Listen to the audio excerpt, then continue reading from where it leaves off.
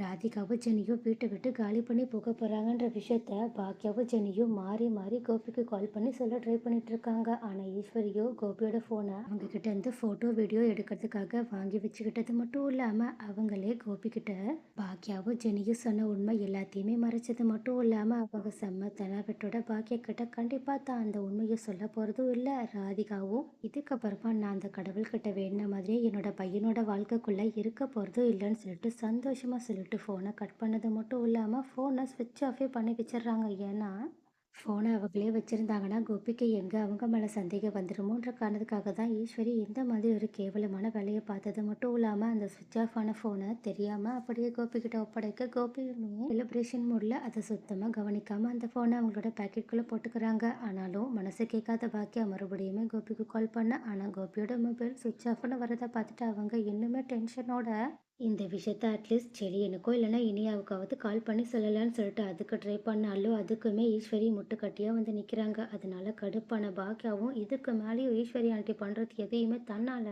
இவ்வளோ பொறுமையாக பார்த்துக்கிட்டு சும்மா இருக்க முடியாது. ஏன்னா அவங்க அந்த அளவுக்கு ஒரு தப்பை மட்டும் இல்லை பாவத்தையே பண்ணிட்டு இருக்காங்கன்னு சொல்லிட்டு அவங்க வீட்டுக்கு வரட்டும், இந்த கதைக்கு ஒரு முடிவை கட்டுறேன்னு சொல்லிட்டு செம்ம ஆத்திரத்தோட அவங்க எல்லாருமே ஊர்லேருந்து திரும்பி வர்றதுக்காக பாக்கியா வெயிட் பண்ணிட்டு இருக்கிறது மட்டும் இல்லாமல் இந்த பக்கம் ராதிகாவுமே வீட்டை காலி பண்ணிட்டு போகிறது எல்லாத்தையுமே பார்த்துட்டு இன்னுமே செம்ம டென்ஷனோட கோபி ஊர்லேருந்து வர்றதுக்காக வெயிட் பண்ணிட்டு இருக்காங்க. அது மட்டும் இல்லாமல் அந்த பக்கம் இது எதுவுமே தெரியாது கோபியோ அங்கே ரொம்பவே சந்தோஷமாக எல்லாத்தையுமே என்ஜாய் பண்ணிட்டு அப்படியே திருவிழாலாம் முடிச்சுட்டு திரும்பி வரும்போது மயுவுக்குமே சில பொருட்கள் எல்லாத்தையுமே வாங்கிட்டு இருக்காங்க. அப்போது இதை பார்த்ததுக்கு அப்புறமா கூட ஈஸ்வரி மனசரிங்கி போய் மயுக்காகவோ ராதிக்காகவோ இல்லைனாலும் கோபிக்காகவாவது உண்மையை சொல்லியிருக்கலாம். ஆனால் அப்போ கூட அவங்க அதை பண்ணாமல் கோபிக்கிட்ட இருந்து உண்மையை மறைச்சிக்கிட்டு தான் இருக்காங்க. அது மட்டும் இல்லாமல் மனசுக்குள்ள என் பையன் இதுக்கப்புறமா வாழ்நாள் ஃபுல்லாக என் கூடயே இருக்க போகிறான்னு சொல்லிட்டு சந்தோஷம்தான் பட்டுட்டு இருக்காங்க. ஆனால் இந்த பக்கம் கோபி இந்த மாதிரி எல்லா ஃபங்க்ஷனையுமே முடிச்சுட்டு வீட்டுக்கு எல்லாரோடையுமே திரும்பி ஒரு வழியாக பாக்கிய வீட்டுக்குள்ளே வர்றதுக்காக வராங்க. ஆனால் அப்போது அவங்களுக்காக ரொம்பவே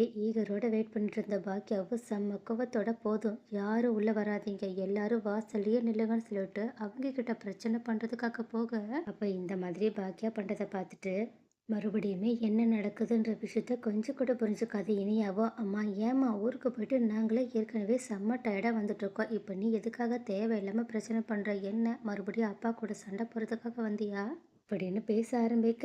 ஆனால் இந்த மாதிரி இனியாவை பற்றி கொஞ்சம் கூட கவலைப்படாத பாக்கியாவோ அவங்கள இக்னோர் பண்ணிட்டு ஈஸ்வரி கிட்ட செம்ம கோவத்தோட ஏன் அத்தை ஏன் இப்படி பண்ணீங்க, உங்களால் இங்கே எவ்வளோ பெரிய பிரச்சனை நடந்துட்டு இருக்குன்னு தெரியுமான்னு சொல்லி சொல்ல உடனே கோபியோ ஏன் என்னாச்சு பாக்கியா என்ன பிரச்சனைன்னு கேட்க உடனே பாக்கியாவோ நீங்கள் தான் கோபி சார் நீங்கள் தான் பிரச்சனை, உங்களால் தான் எங்கள் எல்லாருக்குமே பிரச்சனைன்னு சொல்லி சொல்கிறது மட்டும் இல்லாமல் ஏன் கோபி உங்களோட குடும்பம் எதுன்னு உங்களுக்கு இன்னுமே புரியலையா, எதுக்காக உங்களோட இன்னொரு குடும்பத்தை நீங்கள் விட்டுட்டு இங்கே வந்து இப்படி கோபி அடிச்சிட்டு இருக்கீங்கன்னு சொல்லிட்டு கேட்க உடனே கோபியும் என்ன பாக்கியா மறுபடியும் ராதிகாவோட அம்மாவை இங்கே வந்து ஏதாவது பிரச்சனை பண்ணாங்களா என்ன, அதனால தான் நீ இவ்வளோ கோபத்தில் இருக்கியா, எதுக்கும் கவலைப்படாத நான் இன்னும் கொஞ்ச நாளில் அங்கே திரும்பி போயிடுவேன், அவங்களுக்கு என்னதான் பிரச்சனைன்னு தெரியல என்னை கொஞ்ச நாள் கூட நிம்மதியாக இருக்கவே விட மாட்டேன்றாங்கன்னு சொல்லிட்டு கொஞ்சம் கடுப்பில் பேச ஆரம்பிக்க. ஆனால் இதனால கோபப்பட்ட பாக்கியாவும் செம்ம கோபத்தோட போது நிறுத்துங்க, இதுக்கப்புறமா அவங்கள பற்றி நீங்கள் ஏதாவது பேசுனீங்க அப்புறம் நான் மனுஷியாவே இருக்க மாட்டேன்னு சொல்லி சொன்னது மட்டும் இல்லாமல் உங்களால் தான் அவங்களோட நிம்மதி சந்தோஷம் எல்லாமே போயிடுச்சு.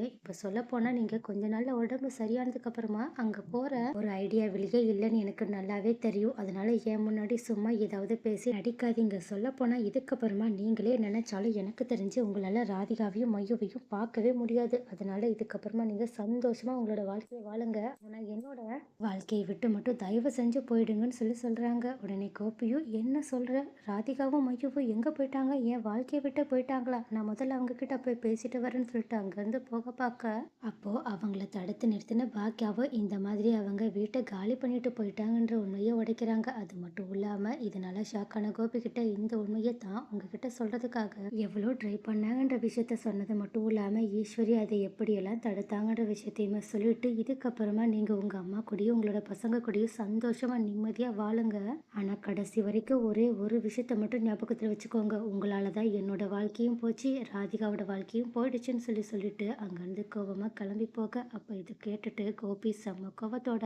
ஈஸ்வரியை திரும்பி பார்த்துட்டு, ஏம்மா எனக்கு இப்படி ஒரு துரோகத்தை பண்ணீங்க? உங்களால் இப்போ நான் ராதிகாவையும் மையுவையும் இழந்து நிற்கிறேம்மா. எதுக்காகம்மா எனக்கு இந்த மாதிரி ஒரு விஷயத்த பண்ணீங்க? ஏன்? எல்லாத்தையுமே நான் உன்னோட நல்லதுக்கு தாண்டா பண்ணேன் அப்படின்னு சொல்றாங்க. உடனே கோபி செம்ம கோபத்தோட ஈஸ்வரியை முறைச்சு பார்க்க, ஈஸ்வரியும் ரொம்பவே ஷாக் ஆகி கோபியை பார்த்துட்டு இருக்காங்க.